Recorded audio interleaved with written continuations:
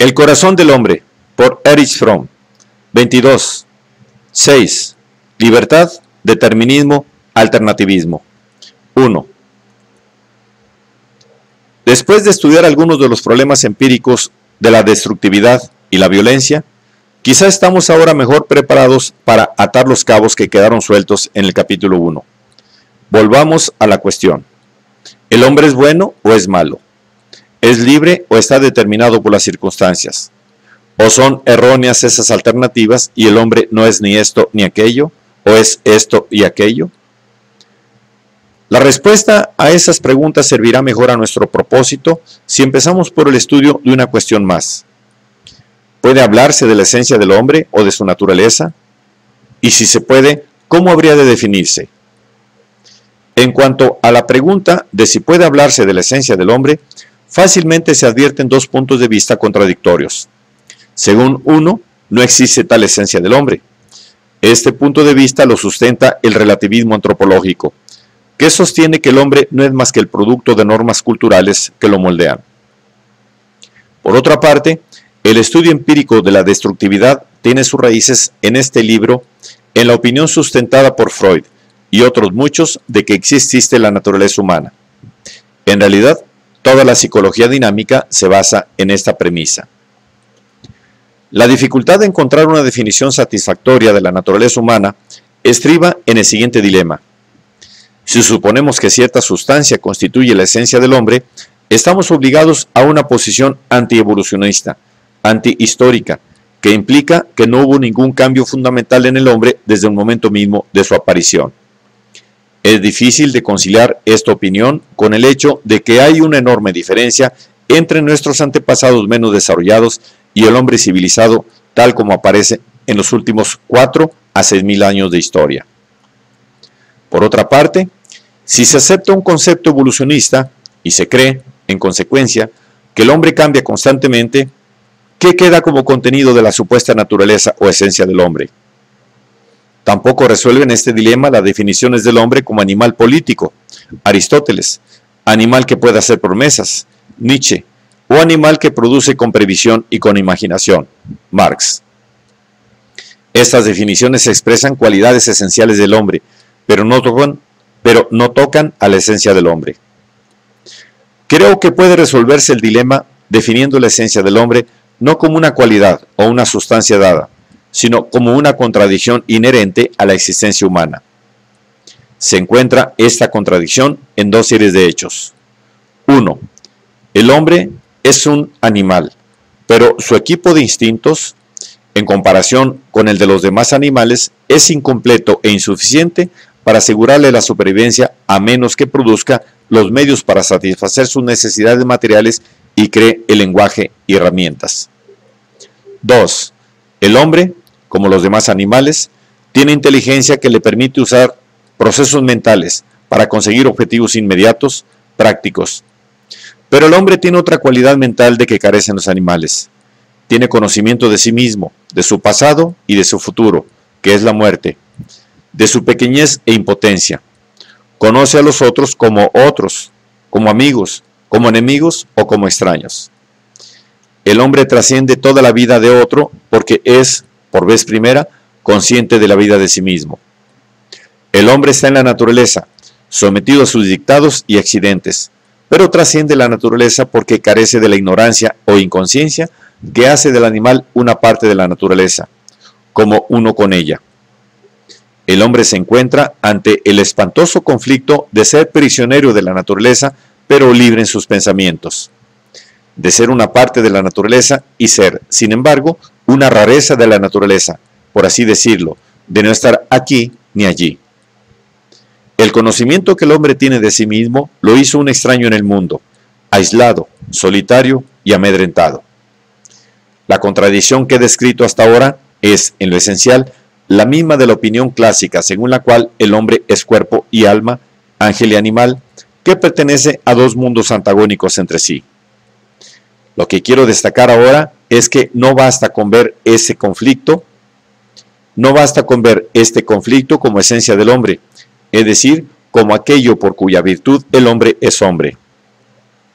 Es necesario ir más allá de esa descripción y reconocer que ese mismo conflicto en el hombre exige una solución. Del enunciado del conflicto surgen inmediatamente ciertas cuestiones. ¿Qué puede hacer el hombre para luchar contra ese miedo inherente a la naturaleza?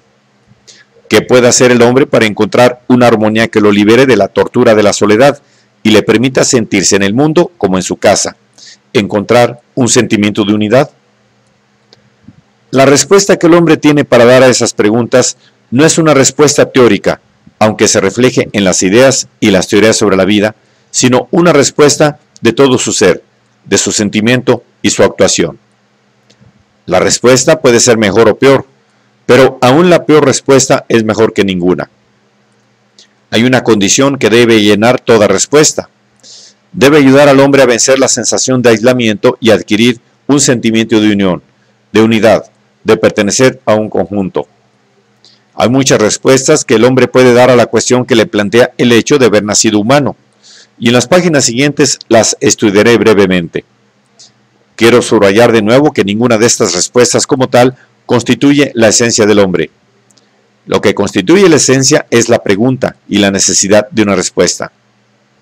Las diferentes formas de existencia humana no son la esencia, pero son las soluciones del conflicto, que en sí mismo es la esencia. A la primera respuesta a la búsqueda para trascender el aislamiento y llegar a la unidad, la llamo respuesta regresiva. Si el hombre quiere encontrar la unidad, si quiere librarse del miedo a la soledad y la inseguridad, puede tratar de volver al lugar de donde vino, a la naturaleza, a la vida animal o a sus antepasados. Puede tratar de deshacerse de lo que lo hace humano y sin embargo lo tortura. Su razón y el conocimiento de sí mismo. Parece que el hombre trató de hacer precisamente eso durante centenares de miles de años. La historia de las religiones primitivas es testimonio de ese intento, y lo es un estado psicopatológico grave en el individuo.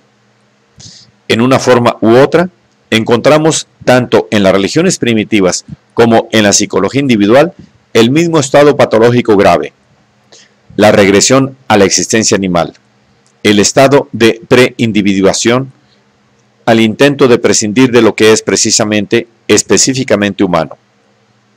Pero este acerto debe ser limitado en un sentido. Si las tendencias arcaicas regresivas las comparten muchos, tenemos el panorama de una folie a millions. El hecho mismo del consenso hace que la locura parezca prudencia y la ficción realidad. El individuo que participa de esa locura común carece de la sensación de aislamiento completo y de separación, y en consecuencia escapa a la intensa angustia que experimentaría en una sociedad progresiva. Debe recordarse que para la mayor parte de la gente, razón y realidad no son otra cosa que el consenso público. Uno no enloquece nunca cuando no difiere del suyo el pensamiento de ningún otro individuo. La alternativa a la solución arcaica regresiva del problema de la existencia humana, de la carga de ser hombre, es la solución progresiva, la de encontrar una armonía nueva, no por regresión, sino por el pleno desarrollo de todas las fuerzas humanas, de la humanidad dentro de uno. La solución progresiva fue vista por primera vez en una forma radical. Hay muchas religiones que forman la transición entre las religiones regresivas arcaicas y la religión humanista. En aquel notable periodo de la historia humana comprendido entre 1500 a.C. y 500 a.C. Apareció en Egipto hacia 1350 a.C. en las enseñanzas de Ecnatón y hacia el mismo tiempo entre los hebreos con las enseñanzas de Moisés. Hacia 600-500 a.C. anunciaron la misma idea Lao Tse en China, Buda en la India, Zaratustra en Persia, los filósofos en Grecia y los profetas en Israel. La nueva meta del hombre, la de llegar a ser plenamente humano recuperando su superior armonía, se expresó en diferentes conceptos y símbolos. Para Ecnatón, la meta estaba simbolizada por el sol. Para Moisés, por el Dios desconocido de la historia. Lao Tse la llamó Tao, el camino. Buda la simbolizó como el nirvana. Los persas como Zaratustra. Los filósofos griegos como el motor inmóvil. los profetas como el mesiánico fin de los días. Esos conceptos estaban en gran medida determinados por los modos del pensamiento y en último análisis por la práctica de la vida y la estructura socioeconómica de cada una de las culturas. Pero aunque la forma particular en que se expresaba la nueva meta dependía de diversas circunstancias históricas, la meta era esencialmente la misma: resolver el problema de la existencia humana dando una solución adecuada a la cuestión que la vida plantea, la de que el hombre se haga plenamente humano y pierda así el terror al aislamiento. Cuando el cristianismo y el islamismo, 500 y 1000 años más tarde respectivamente, llevaron la misma idea a Europa y a los países del Mediterráneo, gran parte del mundo aprendió el nuevo mensaje. Pero tan pronto como el hombre oyó el mensaje, empezó a falsificarlo. En vez de hacerse él mismo plenamente humano, convirtió en ídolos a Dios y a los dogmas como manifestaciones de la nueva meta, sustituyendo así con una figura o una palabra la realidad de su propia experiencia. Y sin embargo, el hombre trató una y otra vez de volver al objetivo auténtico. Esos intentos se manifestaron en la religión, en sectas heréticas, en nuevas ideas filosóficas y en filosofías políticas.